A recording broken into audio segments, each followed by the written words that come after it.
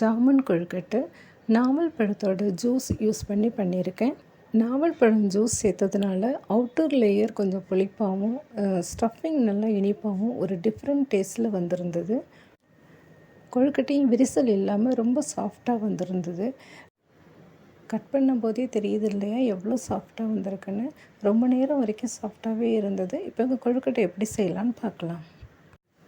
கொழுக்கட்டை சாஃப்டாக வர்றதுக்கு மேல் மாவு எப்படி பண்ணுறது நான் டிஸ்கிரிப்ஷன் பாக்ஸில் லிங்க்கு கொடுக்குறேன், பார்த்துக்கோங்க. இப்போது கொழுக்கட்டை எப்படி செய்யலான்னு பார்க்கலாம். நான் ஒரு 250 கிராம் நாவல் பழம் எடுத்து அதை நல்லா க்ளீன் பண்ணி வச்சுருக்கேன். இது இப்போ நம்ம சீட்ஸ் எல்லாம் விதையெல்லாம் ரிமூவ் பண்ணிவிட்டு சின்ன சின்ன பீஸாக கட் பண்ணி மிக்ஸி ஜாரில் சேர்த்துக்கலாம்.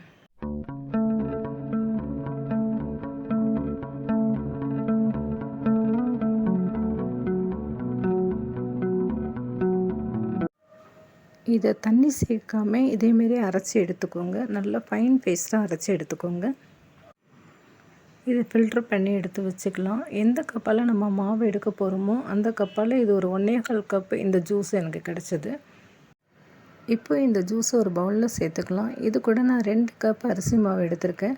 அரிசி மாவு வந்து ஒரு கப்பாக கொஞ்சம் கொஞ்சமாக சேர்த்துட்டு கட்டி விடாமல் நல்லா மிக்ஸ் பண்ணணும்.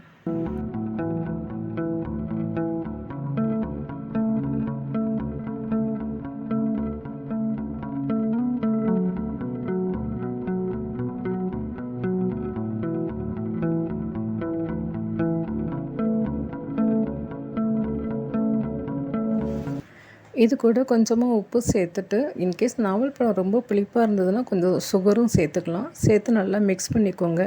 மாவு இதேமாரி கொஞ்சம் உதிரியாக இருக்கணும், அந்த அளவுக்கு மிக்ஸ் பண்ணிக்கோங்க. ஒரு கடாயில் 1 கப் தண்ணி சேர்த்து தண்ணி நல்லா சூடாகிட்டு கொதி வந்ததுக்கப்புறமா நம்ம ஜூஸ் கூட மாவு மிக்ஸ் பண்ணி வச்சுருக்கோம் இல்லையா, அந்த மிக்சரை இதில் சேர்த்துக்கலாம். கட்டி விடாமல் கண்டினியூஸாக கிண்டிக்கிட்டே இருக்கணும்.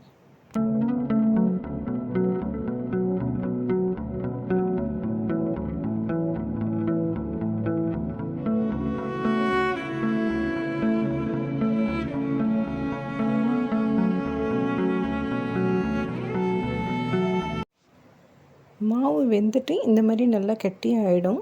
இதுக்கப்புறமா இது ஒரு பிளேட்டுக்கு மாற்றிட்டு நல்லா இதை ஆற வச்சிடலாம். இப்போது பூரணம் ஸ்டஃபிங் எப்படி செய்யலான்னு பார்க்கலாம். அதுக்கு நான் பொடியாக நறுக்கின வெல்லம் 1 கப் சேர்த்துருக்கேன். அது கூட கொஞ்சமாக தண்ணி சேர்த்துட்டு நல்லா மிக்ஸ் பண்ணுங்கள். வெல்லம் நல்லா கரையிற வரைக்கும் மிக்ஸ் பண்ணுங்கள்.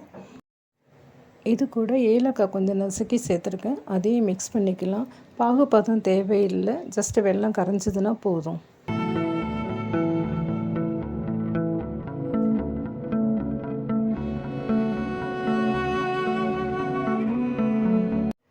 சர்க்கரை நல்லா கரைஞ்சிருச்சு. இப்போ இது கூட துருவின தேங்காய் சேர்த்து அதை நல்லா மிக்ஸ் பண்ணிக்கோங்க.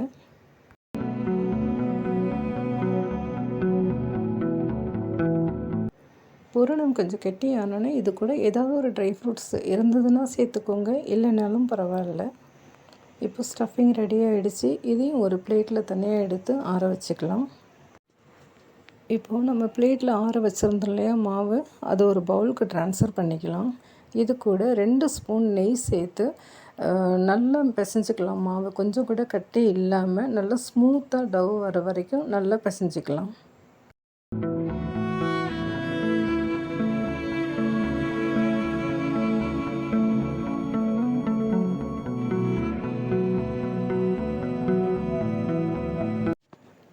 இந்த அளவுக்கு சாஃப்டாக நல்லா பிசைஞ்சு எடுத்துக்கோங்க.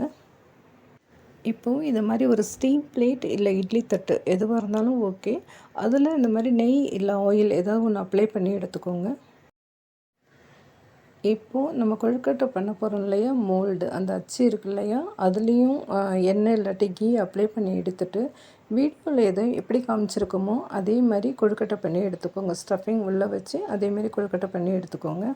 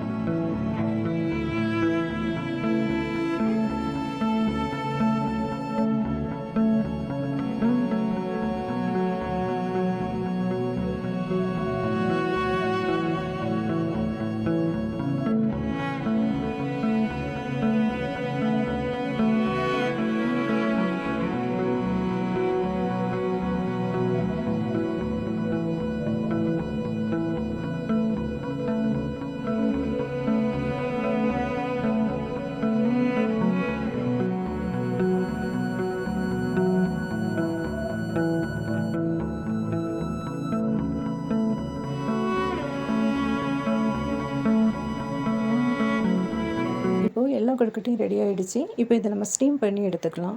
ஸ்டீம் பண்ணுறதுக்கு ஒரு கடாயில் கொஞ்சம் தண்ணி விட்டு அது மேலே இதே மாதிரி ஒரு ஸ்டாண்ட் வச்சு சூடு பண்ணி வச்சுருக்கேன். தண்ணி சூடானோடனே கொழுக்கட்டை பண்ணி வச்சுருக்கேன் இல்லையா, அந்த ஸ்டீம் பிளேட்டு அதை அது மேலே வச்சுட்டு ஒரு மூடி போட்டு மூடி ஒரு 15லேருந்து 20 நிமிஷம் இதை நல்லா வேக விடலாம்.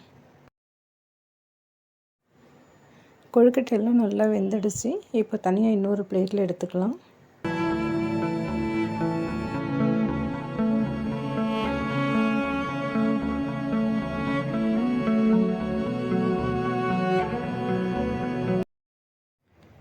இனிப்பு புளிப்பு ரெண்டும் சேர்ந்து டிஃப்ரெண்ட் டேஸ்ட்டோட சாஃப்டான ஜாமுன் கொழுக்கட்டை ரெடி ஆகிடுச்சு. விரிசல் இல்லாமல் ரொம்ப சாஃப்டாக வந்திருந்தது. ட்ரை பண்ணி பாருங்கள். வீடியோ பிடிச்சிருந்ததுன்னா லைக் பண்ணுங்கள், சப்ஸ்கிரைப் பண்ணுங்கள். ஹாப்பி கணேஷ் சதுர்த்தி. நெக்ஸ்ட் வீடியோவில் பார்க்கலாம். பாய்.